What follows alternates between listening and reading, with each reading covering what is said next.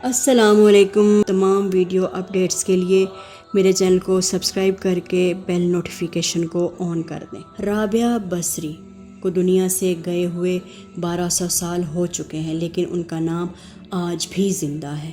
رابعہ بصری نہ تو کوئی شہزادی تھی، نہ کوئی ملکہ تھی، نہ کوئی وہ خوبصورت تھی اور نہ ہی کوئی خاندانی تھی، بلکہ عورت ہونے کے لحاظ سے ہر عیب ان میں تھا۔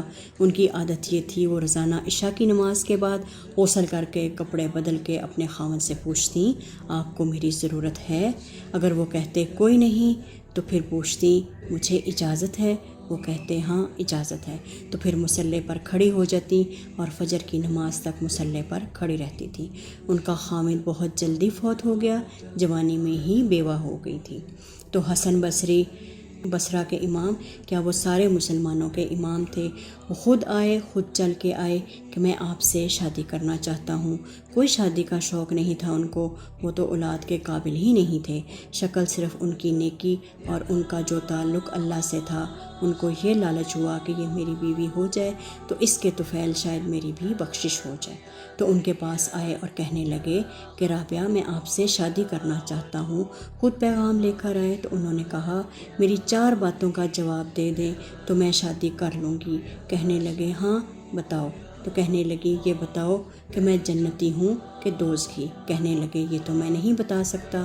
کہا اچھا یہ بتاؤ کہ اللہ تعالیٰ جب نامہ اعمال اڑائے گا تو میرے الٹے ہاتھ میں آئے گا یا سیدھے ہاتھ میں آئے گا؟ تو کہنے لگے کہ میں یہ بھی نہیں بتا سکتا۔ کہنے لگی اچھا یہ بتاؤ، جب اللہ نیکیوں کو تولے گا، کسی کی نیکیاں بڑھ جائیں گی، کسی کے گناہ بڑھ جائیں گے، میرے گناہ زیادہ ہوں گے یا نیکیاں زیادہ ہوں گی؟ کہا میں یہ بھی نہیں بتا سکتا۔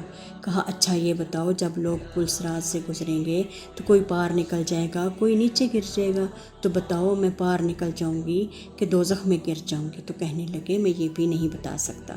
تو پھر فرمایا اچھا جاؤ مجھے تیاری کرنے دو، مجھے ان 4 باتوں کی تیاری کرنی ہے، میرے پاس شادی کے لیے کوئی وقت نہیں۔ جو اللہ سے دوستی لگا لیتے ہیں، اللہ دنیا ان کے لیے مسخر کر دیتا ہے، اللہ دنیا ان کے پاؤں میں ڈال دیتا ہے۔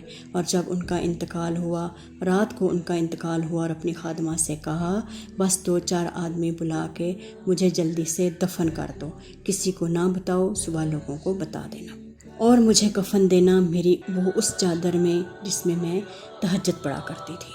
تو انہوں نے راتوں رات دفن کر کے صبح اعلان کیا، شور مچ گیا، ہائے کیوں بتایا، کیوں نہیں بتایا؟ تو اگلی رات ان کی خادمہ نے ان کو خواب میں دیکھا، سبز لباس پہنا ہوا ہے، حسن و جمال صورت چہرے پر چمک رہا ہے۔ پوچھا آپ کے ساتھ کیا معاملہ ہوا؟ کہا میرے اللہ نے میرے ساتھ بہت عمدہ معاملہ کیا ہے۔ کہا آپ کی وہ چادر کہاں گئی جس میں آپ کو کفن دیا تھا؟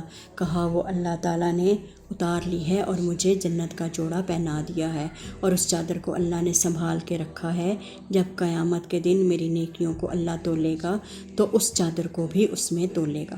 انہوں نے پوچھا منکر نکیر کا کیا ہوا؟ کہا وہ آئے تھے، انہوں نے مجھ سے پوچھا تیرا رب کون ہے؟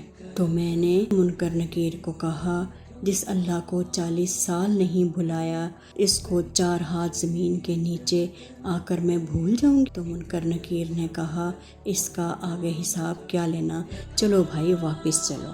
تو ہمیں بھی کوشش کرنی چاہیے کہ ہم اپنی زندگی کو، اپنی زندگی کے اعمال کو اللہ کے لیے کریں، اور اپنی زندگی میں جو بھی مشکل ہو، جو پریشانی ہو، اس کو اللہ سے مانگیں، اور کوشش کریں کہ ہم اپنی زندگی میں اعمال شامل کریں اور اعمال کے ساتھ جڑ جائیں، کیونکہ ہم نے بھی اس دنیا سے جانا ہے اور جا کے اللہ کے سامنے حساب دینا ہے، اور قبر کو اور قبر کی تمام منزلوں کو فیس کرنا ہے۔ جزاک اللہ خیرا۔